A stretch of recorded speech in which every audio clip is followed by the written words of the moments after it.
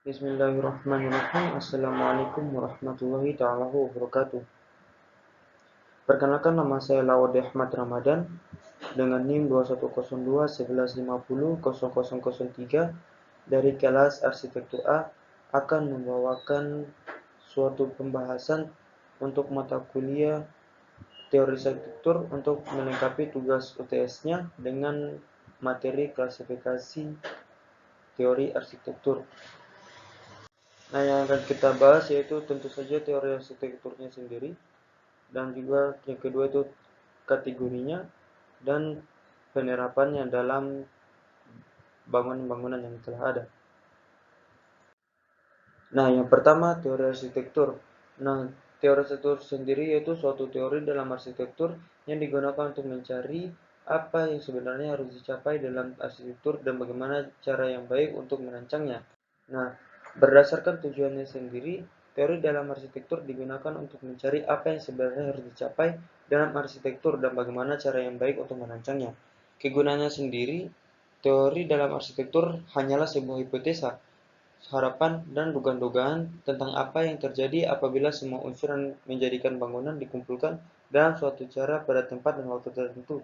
Nah, teori dalam arsitektur sendiri cenderung tidak seteliti dan secermat teori-teori dalam ilmu pengetahuan yang lain. Dan salah satu ciri penting dari teori ilmiah yang tidak terdapat dalam arsitektur ialah pembuktian yang terperinci.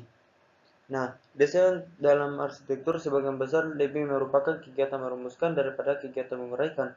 Arsitektur tidak memilah bagian-bagian, ia mencernakan dan memadukan bermacam ramuan unsur dalam cara-cara baru dan keadaan baru, sehingga hasil seluruhnya tidak dapat diramalkan. Nah, kita akan lanjut pada materi kedua, yaitu kategori teori arsitektur. Untuk kategorinya di sini dapat terbagi menjadi tiga, yaitu yang pertama teori arsitektur. Dalam hal ini dipahami sebagai pengandaian teori-teori yang tersusun sebagai unsur-unsur yang membentuk arsitektur dalam ilmu pengetahuan. Yang kedua, teori tentang arsitektur, yaitu teori ini berusaha menyusun definisi dan deskripsi medan pengetahuan yang tercakup dalam sebutan arsitektur. Sasarannya adalah menjelaskan tentang kedudukan arsitektur dalam taksonomi ilmu pengetahuan yang berlaku pada periode yang bersangkutan.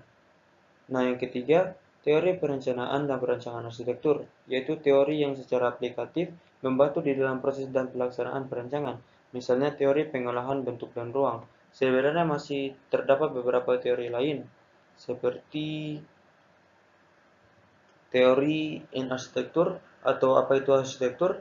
Teori arsitektur yang umumnya mengamati aspek formal, tektonik, struktural, dan representasional, juga prinsip-prinsip estetika yang melandasi gubahan arsitektur. Teori ini tergolong dalam kelompok yang cenderung bersifat superficial, deskriptif, dan perspektif.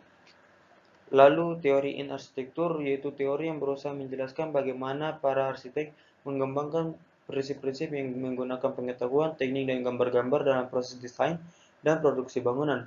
Isu pokok ini bukan merupakan prinsip-prinsip umum yang memandu desain, tetapi bagaimana dan mengapa arsitek mendesain, menggunakan media, serta mengapa di antara arsitek, maksud saya, bisa terjadi keanekaragaman historis maupun budaya. Nah, yang terakhir yaitu teori about arsitektur, yaitu teori yang bertujuan untuk menjelaskan makna dan pengaruh arsitek, mendudukan arsitek dalam konteks budaya sosialnya, memberikan bagaimana arsitek bekerja sebagai produser budaya, atau memahami bagaimana arsitek digunakan dan diterima oleh masyarakat. Dengan kata lain, teori ini berusaha menjelaskan bagaimana arsitektur berfungsi, dipahami, dan diproduksi secara sosial budaya. Kemudian penerapan bangunan-bangunan arsitektur melalui teori-teori yang telah ada. Nah, contoh pertama yaitu seperti Masjid Agung Semarang. Arsitek memperhatikan segala sesuatu pada bangunan ini supaya fungsinya sebagai tempat ibadah dapat tercapai. Nah, masjid ini dibangun sangat luas sesuai dengan fungsinya sebagai tempat ibadah bagi umat Islam, terutama pada hari besar Islam. Tentunya banyak masyarakat di sekitar masjid yang melaksanakan ibadah salat di sini. Karena banyaknya masyarakat yang melakukan ibadah salat di masjid ini, maka teras atau halaman diberi ubin sebagai penutup tanahnya. Payung raksasa yang terdapat 6 buah di halaman masjid ini juga berfungsi untuk melindungi teras dari air hujan. Kemudian ada Museum Satwa Jawa Timur. Dapat terlihat di sini yaitu terdapat 2 patung gajah di kedua sisi museum yang menandakan bahwa di dalam museum ini terdapat informasi mengenai satwa-satwa yang pernah ada di bumi. Bentuk bangunan menggambarkan isi dari bangunan. Teori ini sesuai dengan teori keindahan Hegel. Nah, demikianlah yang dapat saya bawakan. Lebih dan kurangnya mohon dimaafkan. Wabillahi taufiq wal hidayah. Wassalamualaikum warahmatullahi taala wabarakatuh.